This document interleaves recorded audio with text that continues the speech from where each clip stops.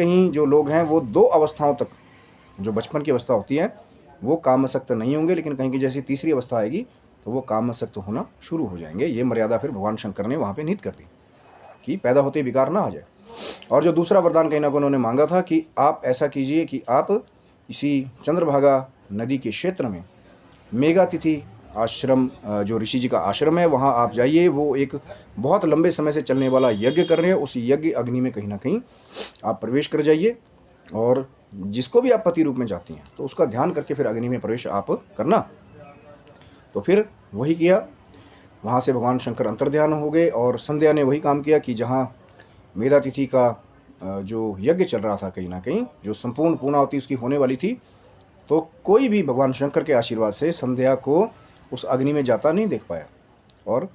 अग्नि में प्रवेश कर गई संध्या, कहीं ना कहीं तपस्वी होती। तो फिर कहते हैं कि वहाँ से, उसी अग्नि से फिर बालिका के रूप में, अरुंधति के रूप में, अरुंधति नाम रखा गया। फिर मेधातिथि ऋषि को संध्या मिली और नाम हुआ अरुंधति। और जिन्हीं ऋषि महाराज ने ओम नमः शंकराय नमः मंत्र दिया था, फिर उन्हीं का ध्यान करके संध्या ने जो है वो अग्नि में प्रवेश किया था। अब ये कहा जाता है कि जब बालिका का जो रूप कहीं ना कहीं आगे जन्म हो गया, नया शरीर प्राप्त हो गया, लेकिन जो पुराना संध्या का शरीर था उसको कहते हैं कि ऊपर सूर्य भगवान ने ले जा करके अपने रथ में स्थापित कर लिया। अब जो ऊपर का हिस्सा था वो सुबह की संध्या हुआ, जो कहते हैं ना ऋषि मुनि कि सुबह की संध्या जो है देवताओं को तृप्त करने वाली होती है, संध्या वंदन, गायत्री उपासना, वो संध्या का ऊपर का शरीर था। और जो नीचे का शरीर था वो सायंकाल की संध्या हुई, वो जो पितरों को तृप्त करने वाली शाम की संध्या, जैसे सूर्य अस्त हो जाता है तो फिर दोनों को ही सूर्य देव ने अपने रथ में स्थापित कर लिया। यही कनेक्शन है कहीं ना कहीं सूर्य देव का, और वो जो माँ गायत्री की उपासना है कहीं ना कहीं, क्योंकि अरुंधति का जो चरित्र है कहीं ना कहीं वही जो है वो संध्या का वो जो शरीर था कहीं ना कहीं पुराने वाला, वही जा करके फिर वो जो गायत्री का स्वरूप है कहीं ना कहीं, या भगवान सूर्य के रथ में वो जो संध्या वंदन का जो कहीं ना कहीं दिव्य कृपा छिपी हुई है, उसका प्रमाण यहीं से मिलता है।